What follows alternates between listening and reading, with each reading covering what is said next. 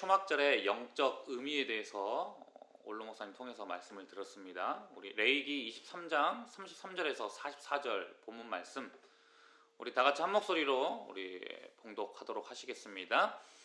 여호와께서 모세에게 말씀하여 이르시되 이스라엘 자손에게 말하여 이르라. 일곱째 달 15째 날은 초막절이니 여호와를 위하여 이레 동안 지킬 것이라. 첫날에는 성회로 모일지니 너희는 아무 노동도 하지 말지며 이레 동안에 너희는 여호와께 화제를 드릴 것이요 여덟째 날에도 너희는 성회로 모여서 여호와께 화제를 드릴지니 이는 거룩한 대회라. 너희는 어떤 노동도 하지 말지니라. 이것들은 여호와의 절기라. 너희는 공포하여 성회를 열고 여호와께 화제를 드릴지니 번제와 소제와 희생제물과 전제를 각각 그날에 드릴지니 이는 여호와의 안식일 외에 너희의 헌물 외에 너희의 모든 서원 제물 외에 또 너희의 모든 자원 제물 외에 너희가 여호와께 드리는 것이니라. 너희가 토지 소산 거두기를 마치거든 일곱째 달 15날부터 이레 동안 여호와의 절기를 지키되 첫날에도 안식하고 여덟째 날에도 안식할 것이요 첫날에는 너희가 아름다운 나무 실과와 종려나무 가지와 무성한 나무 가지와 신의 버들을 취하여 너희의 하나님 여호와 앞에서 이레 동안 즐거워할 것이라. 너희는 매년 이레 동안 여호와께 이 절기를 지킬지니 너희 대대의 영원한 규례라. 너희는 일곱째 달에 이를 지킬지니라. 너희는 이레 동안 초막에 거주하되 이스라엘에서 난 자는 다 초막에 거주할지니 이는 내가 이스라엘 자손을 애굽 땅에서 인도하여 내던 때에 초막에 거주하게 한 줄을 너희 대대로 알게 함이니라. 나는 너희의 하나님 여호와이니라. 모세는 이와 같이 여호와의 절기를 이스라엘 자손에게 공포하였더라. 초막절은 히브리 종교력으로 7월 15일부터 일주일 동안 지키는 절기죠. 그래서 1년 중 마지막 절기입니다. 수장절이라고도 불리는 이 초막절은 바로 유월절 그리고 칠칠절 오순절이죠. 이 2대 절기와 함께하는 3대 절기 중 하나예요.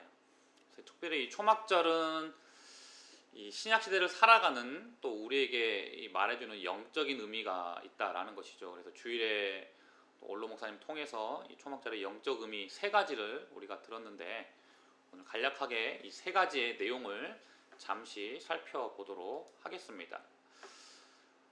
첫 번째, 이 초막절의 영적 의미가 있는데 초막절의 영적인 의미는 바로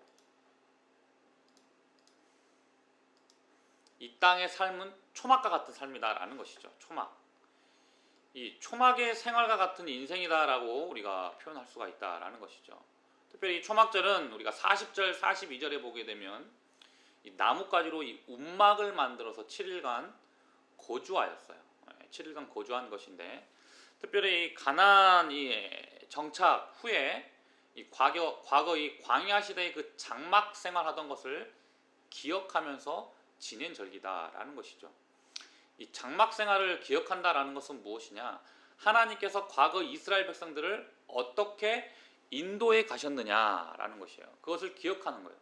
그러니까 여기에는 어떤 의미가 있냐면 하나님이 우리를 이끌어 가신다. 하나님이 인도하셨다. 구원해 내셨다라는 그러한 의미가 있는 것이에요. 그러니까 하나님이 계속해서 우리의 삶을 이끌어 가시고 인도해 가신다라는 그러한 것을 기억하라라는 의미에서 이 초막절을 지키게 했다라는 것이죠. 그래서 이것은 또 무엇을 보여주느냐? 이 초막을 언제 지었느냐? 하나님이 멈추는 곳에 계속해서 지었다라는 것이죠. 그러니까 우리의 인생이 어떤 인생이냐? 초막과도 같은 그러한 인생이다. 하나님의 그 인도하심대로만 살아가는 그러한 인생이다라는 것을 또 보여주는 것이고 또한 여기에서는 또 어떤 의미가 있냐? 우리의 인생은 모두 언젠가는 죽는다라는 것이죠. 아담의 타락 이후에 또 아담과 하와의 그 불순종 이후에 우리 인간에게는 무엇이 들어왔어요? 죽음이 들어왔어요. 죽음이. 그렇기 때문에 우리 인생은 언젠가는 다 죽게 된다라는 것이죠. 그러니까 이 초막의 의미는 또 어떤 의미가 있냐? 지금 살고 있는 이 땅의 것들, 우리의 집이요, 또 우리의 모든 환경이요, 그 모든 것들은 잠시 잠깐뿐이다라는 것을 또 말해주고 있는 것이에요. 잠시 잠깐뿐이다. 그러니까 우리의 인생은 이 땅의 삶은 이 초막과도 같은 삶임을 우리는 늘 기억해야 된다는 것이죠.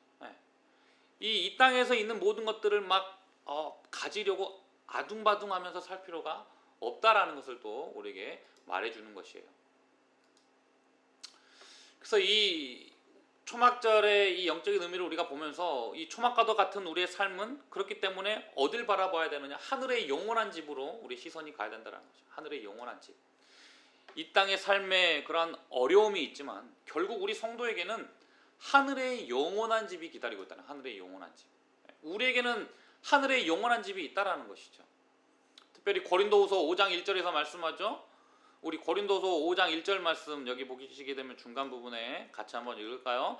만일 땅에 있는 우리 장막집이 무너지면 하나님께서 지으신 집 곧 손으로 지은 것이 아니요 하늘에 있는 영원한 집이 우리에게 있는 줄 아느니라.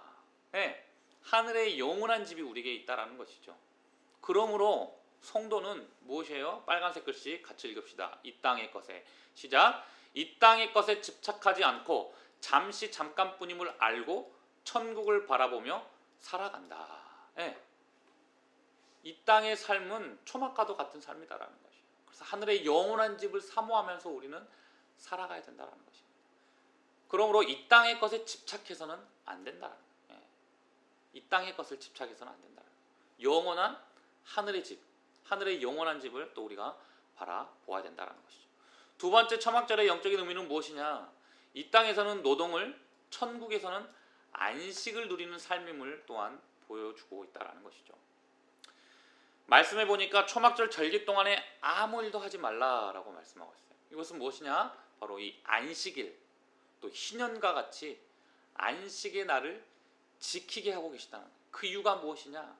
영원한 안식이 있다는 것을 알려주는 것이에요. 우리에게는 영원한 안식이 기다리고 있다는 것이죠. 하나님께서 창조하셨어요. 6일간 창조하시고 7일째 안식하셨잖아요. 그 안식한 날을 우리가 지키고 있는 것이죠. 구약시대에는 무엇이었어요? 안식일이 토요일이었잖아요. 안식하셨어요. 그러나 신약시대는 예수 그리스도가 오신 이후에는 부활한 날, 우리가 그 부활한 날을 안식일로 지키잖아요. 주일을. 그래서 이 반복되는 것은 무엇을 의미하느냐? 우리에게는 장차 그 영원한 하늘의 집에 가서 영원히 안식한다라는 거예요. 영원히 안식한다. 그래서 요한계시록 14장 13절 지금 이후로 주 안에서 죽는 자들은 복이 있도다 하시며 성령이 이르시되 그러하다 그들이 수고를 그치고 쉬리니 영원한 안식이 기다리고 있다라는 것이에요. 그런데 보게 되면 그러나 우리가 기억할 것은 이 땅에서는 무엇합니까? 노동을 해야 된다는 노동을. 네. 일하는 것은 권리이며 또한 축복이다라는 것이에요.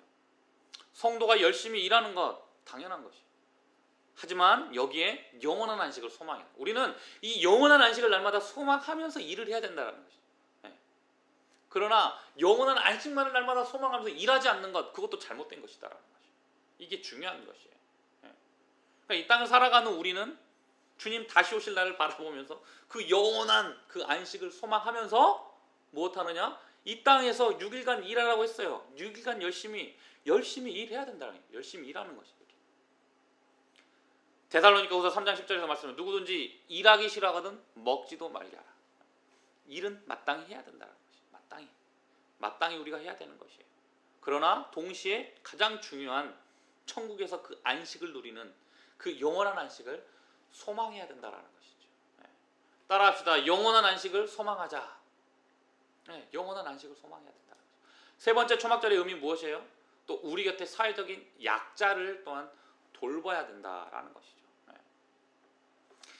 이 절기는 사회적인 약자들과 함께 즐거워하는 것이다라는 거죠. 초막절 또한 마찬가지다라는 것이죠. 신명기 16장 14절에서 말씀하죠. 절기를 지킬 때에는 너와 내 자녀와 노비와 내 성중에 거주하는 레위인과 객과 고아와 과부가 함께 즐거워하되. 그러니까 모든 이들의 절기가 된다라는 것이죠. 특별히 초막절은 그렇기 때문에 이 사회적인 약자를 또한 돌아보아야 된다는 것이죠. 그렇기 때문에 이 성경적인 삶은 어떤 삶이냐? 약자와 더불어 사는 것이다. 약자를 미워하고 약자를 무시하고 그런 삶이 아니라 약자와 더불어 사는 것이다. 하나님께서 모세에게 이스라엘 백성들에게 출애굽 시대에 10계명을 주셨어요. 하나님 사랑과 이웃 사랑이잖아요. 하나님을 사랑하는 자, 영원한 하나님 나라의 소망을 두며 살아가고 또 이웃을 사랑하는 자, 사회적으로 또 소외된 자들을 돌아보아야 된다라는 것이죠.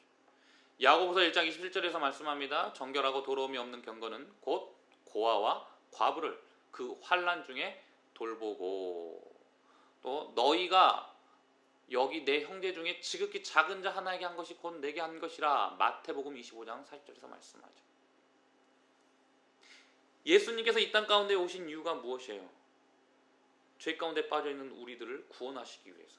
그리고 예수님의 관심은 온통 어디에 있었습니까? 약자들, 고아와 과부, 가난한 자들, 소외된 자들을 향하였다라는 것이죠. 그러니까 이 초막절에도 그러한 의미가 있다라는 것이죠.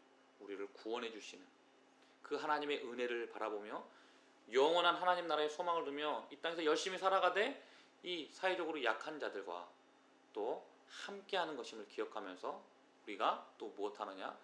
고아와 과부와 객과 또 여러 가지 또 이렇게 아픔 가운데 있는 그 성도들을 돌아보아야 된다라는 것입니다.